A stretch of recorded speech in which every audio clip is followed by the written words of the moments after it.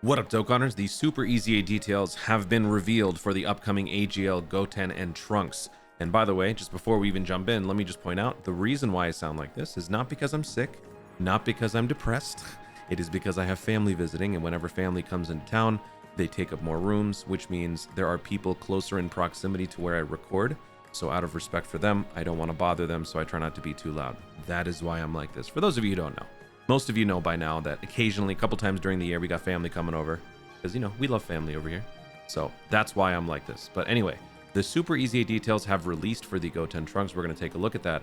I was going through the list of Super EZAs that we've had recently, and it's... I mean, I know that this isn't really how they determine which Super EZA is next, but it's just interesting to see just how much AGL and STR support we've been getting as of late.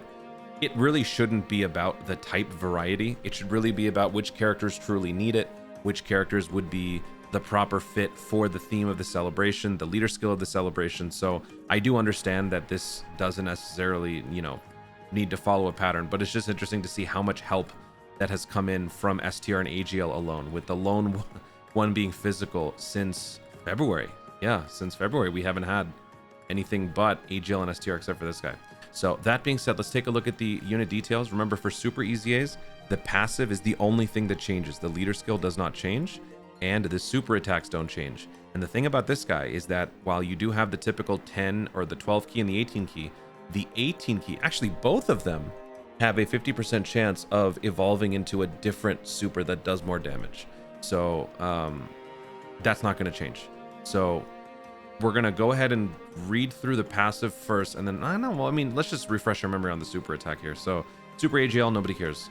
Causes colossal damage to the enemy, raises defense by 30% for 1 turn, 50% chance of super attack transforming and defense being reduced for 1 turn. Power will increase more if super attack reaches 20. At level 20, super attack plus 30%, super power, right. Okay. So here we, I guess, defense reduced, is that for us or is that for the enemy? I think that's for us. So it's more like we're attacking harder with reckless abandon, which is pretty on point for GOTEN and Trunks. And then here, I haven't used this unit in forever, so I honestly don't remember. Causes mega colossal damage, raises defense for 1 turn, 50% chance of super attack transforming and attack and defense being greatly raised for 1 turn. Nice. Power will increase if super attack reaches level 20. So this is the one where he goes Super Saiyan 3, I'm pretty sure. So yeah, that is the super attack set. So now for the passive, it was always a medium chance to dodge. You get a little bit stronger with the 12 key, a little bit stronger with the 18 key, but you know, not very good. This EZA was back in 2018, no, 2022. 2022 is when this EZA happened. I hate this unit so much. One of the main reasons why I hate this unit is back during the 5th anniversary, we had this 55 special summon. Some of you who are newer to the game might not even know that we had this, but every year subsequently, starting from I think year 4 until year 9, we were doing this like 44, 55 sort of summon.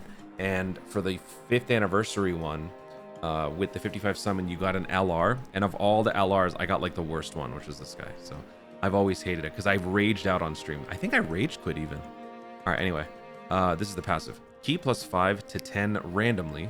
Attack and defense plus 250%. High chance to dodge. So he did have this before. Medium chance now becomes high chance, so already way better. When attacking with 12 or more key, attack and defense plus 200%. High chance of attack plus 100%. I don't like that. Okay. There's already uncertainty with the super attacks. When attacking with 18 or more key, attack plus 100%. High chance to crit. Okay. For every super attack performed, attack and defense plus 77% up to 200. So that basically means 3 supers and you're maxed out. When there are 3 or more youth category allies on the team, changes STR to AGL. Allies' chance to perform a critical hit plus 10%. Very nice. When there are 3 or more hybrid Saiyan category allies on the team, change Keyphere's tech to rainbow. All allies' chance to crit plus an additional 10%. When all allies attacking in the same turn are super class characters, attack and defense plus 150, chance to dodge plus 27. Oh, so we're looking at a 77% dodge chance. And this is just when everyone on the rotation is STR, so you don't have to attack first. You get this automatically. So this guy can be a slot 1, because you're never going to run this guy with any extreme class characters unless you're doing like a Majin Buu Saga team. But more often than not, it's going to be something like this. Okay. When there's an extreme class... Oh, dang, okay. When there is an extreme class ally attacking in the same turn, attack plus 200%, defense plus 100%, chance to crit plus 27. Okay, so you have the option of either going 77% dodge or 77% critical hit. And for the reason that I just pointed out, there could be situations where you are running this guy with other extreme class characters. I feel like extreme class characters significantly butchers the team aspect of this character's abilities, but you do make up for it with individual stats. So this unit would be more of like a lone ranger when you're running on a mixed like setup with good guys and bad guys. But if you're running with just its natural team, youth and hybrid Saiyans, you're looking at some really good orb changing, some really good team crit, and a slot 1 capable unit. Only the problem is this unit is very much a dodge or die. So that doesn't instill me with a whole lot of confidence. And even with all of the numbers that you're getting, this isn't looking all too impressive. But that's just on paper. So, I mean, you know, what do I know? You're raising defense by 30% for one turn. You're raising defense by 30%. You could either lower defense on the 12 key. You could raise defense greatly, so that's 50% if you get that 50% chance to proc. Yeah, this one, I mean, I know y'all were down on the Super Saiyan 4 Vegeta. This one kind of has me a little concerned. But keep in mind, this guy really can't be judged until you put him into the proper setting, right? And especially when you run this alongside the int or the int hybrids, and you've got Goten Trunks around, that significantly changes a lot, because if they're slot 1 or if they precede this, you've got a 50% attack and defense buff coming in. Let me actually pull up the Gohan Trunks. Yeah, so you could be raising attack by 50%. You could also be raising defense by 50%. And then also, I talked about this in the other video, this rotating setup where you've got 5% dodge from this unit. And then if you're running another unit that also is Goten Trunks, you're looking at 10% extra dodge every turn. So that now changes. I mean, I think that significantly changes people's perspectives of this unit, especially as a slot 1. Yeah, still a dodge or die, but when you're looking at 87% dodge, that makes a big difference, right? This also, wait, you know what? When receiving a super attack, can this potentially happen? No, I think it's just a one-time thing. But this just made me realize you don't even have to worry about this guy necessarily being a slot 1. He would be a nice slot 2. But then there is another unit who actually, I think, straight up gets guaranteed dodge. Because this guy in the slot 1, I think, could get up to 90%. So high chance to dodge. Then you get another 20% here, so 70% chance to dodge. And then every time the character evades 5 or more attacks, there's another 20%. That's 90%. You are looking at a guaranteed dodge with this unit every once in a while with this effect. That is, yeah. So, yeah, you may not like the dodge side of things, but you know what? Maybe the events that you run these guys on doesn't involve dodge canceling. If you're going to go into an event with dodge canceling, don't bring these guys.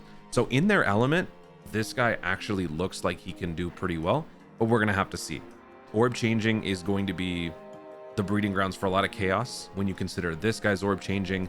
Kid Goku from Dragon Ball, that unit's a very important unit on youth, by the way.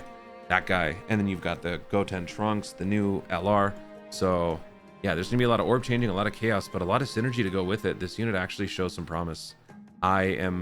Look, trust me, I want to say this guy sucks because I hate this unit with a passion, but we could be looking at something pretty spectacular. So we'll have to wait and see. Let me know what you guys think in the comments down below. What do you think about this unit? As far as when this guy's going to be releasing, I would imagine a data download is going to be dropping later on today, because we have to have preparations for all these events. And considering the celebration for EX will be starting tomorrow, I would imagine we'll probably be looking at a data download a couple hours after Global's reset today. And then tomorrow, maybe we start the summons right at Global Reset, maybe a little bit after, just like we did before. I really hope they don't do the same like 6 a.m. garbage, especially for this. Like 6 a.m. for some of the other hype stuff, cool. But having to do a summon at 6 a.m. for these nerds, please don't do that. I beg of you, please don't do that. So I have updated the timeline.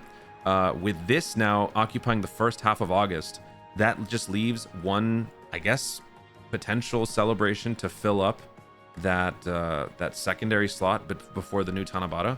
So either we could be looking at a Part 2 LR that corresponds to this, or just a brand new Dokkan festival altogether. We have had multiple Dokkan festivals before.